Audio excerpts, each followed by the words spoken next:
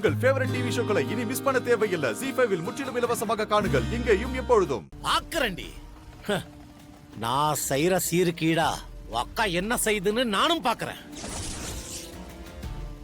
ஒரு குண்டுமணி தங்க வாங்கி போடுறதுக்கு பக்கம் இருக்கா உங்க அக்காவுக்கு?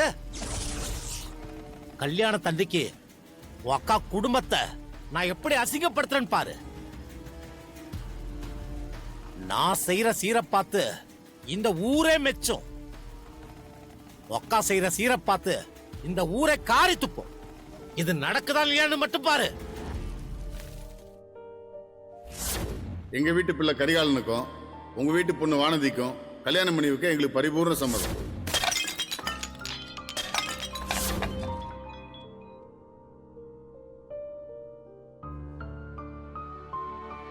இவரெல்லாம் என்ன மாதிரி மனுஷனே தெரியல. கோவத்தை சட்ட மேல காட்டுறாராம். அவருக்கு தேவைன்னா மட்டும் எங்க அக்கா வீட்டுக்கு போவாரா, எங்க அக்காவை கூட்டிட்டு வருவாரா.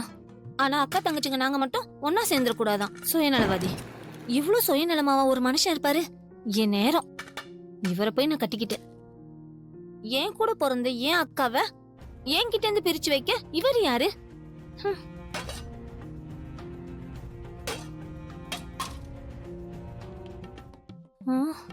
ஐயோ, இந்த நேரம் பார்த்து இந்த மாவு தீந்து போய் சதி பண்ணுதே.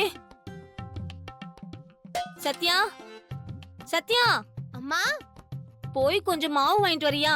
அம்மா நான் படிச்சிட்டு இருக்கேன். என்ன போய் மாவு வாங்கிட்டு வர சொல்ற? ஆமா, இல்லன்னா மட்டும் அப்படியே கிளு கிளுன்னு போய் வாங்கிட்டு வந்துருவ பாரு. சொல்றதே கேட்க மாட்டேங்கிற. வானதி, வானதி, வானதி, என்னம்மா? கொஞ்சம் கடைக்கு போயிட்டு வரியா? மாவு தீந்து போச்சுடி. சத்யா படிச்சுக்கிட்டு இருக்கா, இல்லனா அவளை போ சொல்லிருப்ப. நீ கொஞ்சம் போயிட்டு வா. ஏன்? ஏய், இங்க பாரு, வேற எங்கேயும் போய் மாவு வாங்காத. அக்கா வீடு இங்க பக்கத்துல தானே இருக்கு, அங்க போய் வாங்கிட்டு வா. நீ வீட்டுக்கு போ, நான் போய் மாவு வாங்கிட்டு வரேன். இல்ல மாமா, நானே போய். ஏய், நான் தான் வாங்கிட்டு வரேன்னு சொல்றேன்ல, நீ போ, வீட்டுக்கு போ.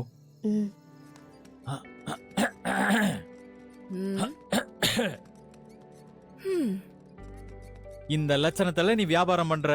கடைக்கு ஆள் வந்திருக்கேன், என்ன ஏதுன்னு கேக்குறதுக்கு நாதி இல்ல. ஓ, சார் கஸ்டமரா வந்திருக்கீங்களா? அது எனக்கு தெரியாம போச்சு.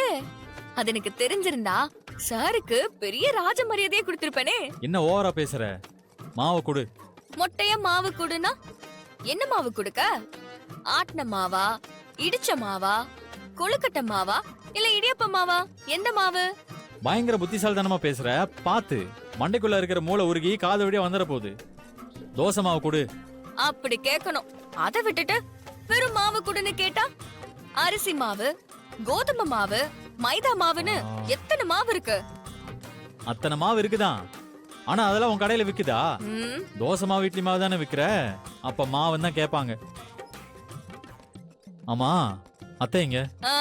கோவிலுக்கு போயிருக்காங்க. ஏய், மணி 9 ஆச்சு. இந்த நேரத்துல கோயிலுக்கு போயிருக்காங்களா? கோவிலுக்கு இப்பெல்லாம் ஒண்ணு போகல. அவங்கெல்லாம் போய் ரொம்ப நேரம் ஆச்சு. உங்கள மாதிரி எங்களுக்குன்னு 3 காரா இருக்கு. போனமா வந்தமான்னு இருக்கிறதுக்கு பஸ்ஸ புடிச்சு போய் வரதுக்கே ரொம்ப நேரம் ஆகதானே செய்யும்.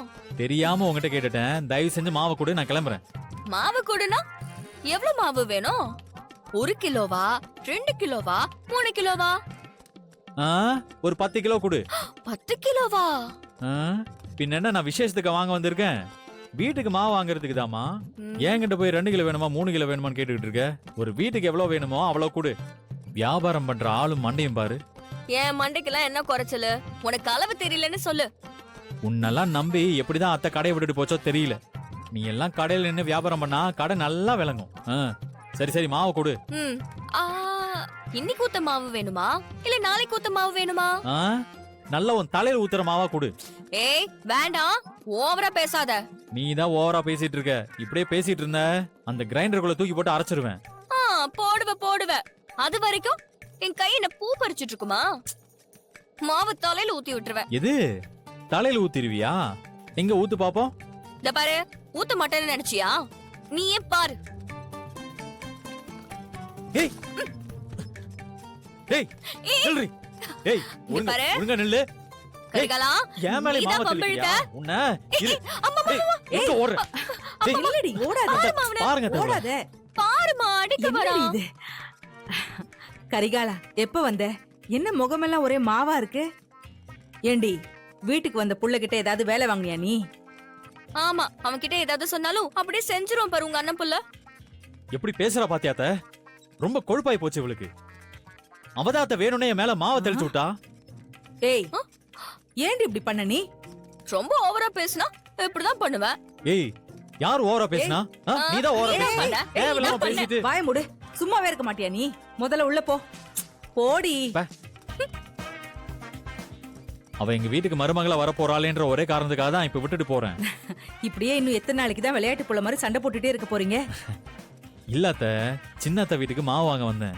அப்புறம் இவகிட்ட மாட்டிக்கிட்டேன். முதல்ல மாவு கட்டி கொடுங்க. சின்னத்த வேற காத்துட்டு இருப்பாங்க. ஆ இருப்பா. அப்படியே கொஞ்சம் குழம்பு கொடுத்து விடுறேன். அதையும் எடுத்துட்டு போயிடு. ம். யோ என்னையா நீ ஏக்கர் கணக்குல வச்சிருக்கிற பொண்ணை கேட்டா ஏதோ 10 சென்ட் 5 சென்ட் வச்சிருக்கிற பொண்ணை சொல்ற? நாங்க என்ன மாதிரி பொண்ணை எதிர்பார்க்கறோன்னு உனக்கு புரியுதா இல்லையா? புரிஞ்சுதுங்க. என்னத்த புரிஞ்சுது? ஆ. அப்புறம் எதுக்கு இந்த மாதிரி பொண்ணுங்களை காட்டி ஏன் நேரத்தை வீணடிக்கிறீங்க? இப்ப காட்டின பொண்ணுல ஒரு பொண்ணு கூட நாங்க சொன்ன மாதிரி இல்ல.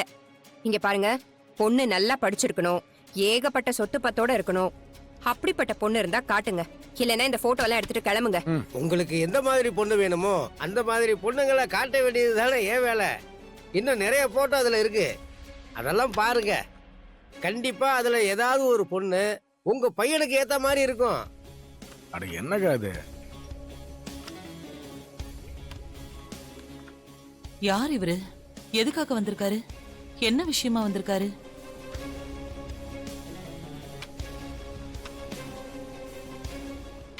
கல்யாணி, ஆ?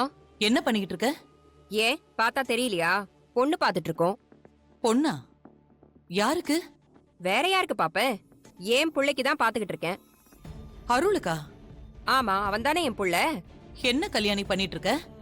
நேத்து தான் அருளுக்கும் நந்தினிக்கும் பேசி முடிச்சாச்சுல்ல? யார கேட்டு பேசி முடிச்சீங்க? என்ன கேட்டீங்களா? நான் தானே அவனை பெத்தவ. என்ன ஒரு வார்த்தையாவது கேட்டீங்களா?